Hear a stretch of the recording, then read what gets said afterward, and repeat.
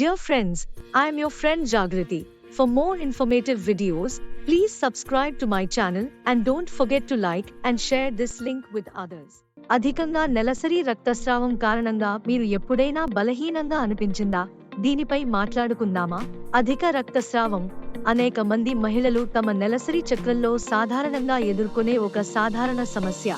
కొంతమందికి ఇది సాధారణంగా ఉంటే మరికొందరికి ఇది ఎక్కువగా ఉండి బలహీనత మరియు అసౌకర్యాన్ని కలిగిస్తుంది. ఇది ఒక ముఖ్యమైన ఆరోగ్య సమస్య, అలాగే దీనిని విస్మరించకూడదు. ఇవి జరగడానికి అనేక కారణాలు ఉన్నాయి.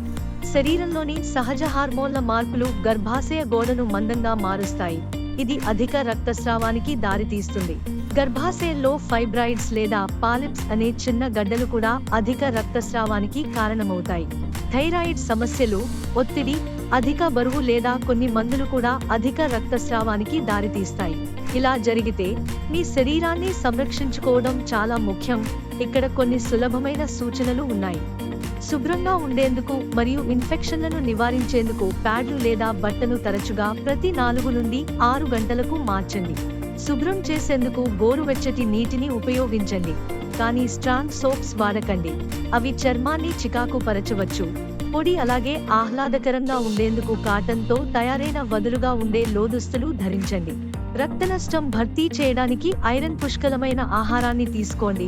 మంచి ఆహారాల్లో పాలకూర, మెంతి ఆకులు, వెల్లుల్లి, ముల్లంగి, బొప్పాయ, ఆపిల్స్, దానిమ్మ మరియు ద్రాక్ష ఉన్నాయి. అలాగే ఎక్కువ నీరు త్రాగండి. రక్తస్రావం చాలా ఎక్కువగా ఉంటే లేదా అనేక రోజుల పాటు కొనసాగితే దాన్ని నిర్లక్ష్యం చేయకండి. వైద్యుడిని సంప్రదించి పరీక్ష చేయించుకోండి. మీ ఆరోగ్యం ముఖ్యమైనది. ముందస్తు జాగ్రత్తలు పెద్ద సమస్యలను నివారించగలవు.